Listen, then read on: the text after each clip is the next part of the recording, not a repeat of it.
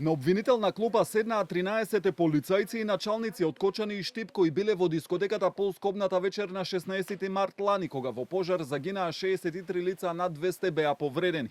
Се товарат за тешки дела против општата сигурност. Односно, според обвинението, полициските службеници одобриле и спровеле план за акцијска контрола на угостителски објекти без целосна проверка, дали се испочитувани законските прописи и безбедносните процедури.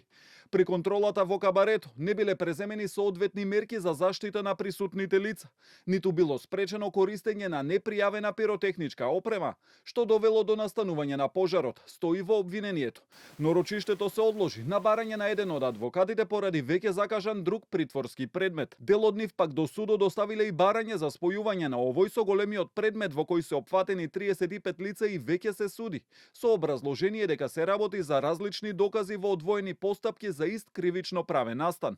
Обвинителката Спасенка Андонова рече дека ќе го разгледа барањето, но уверува дека нема да има застој во судењата. Застој во поглед на постапувањето по сите предмети нема да има, без оглед на тоа кој се јавува како застапник на обвинението, односно на обвиненијата, затоа што станува збор за јавно обвинителски предмети кои што се проследени до надлежниот суд и судот е тој кој што понатаму ќе определува динамиката на постапување по истите.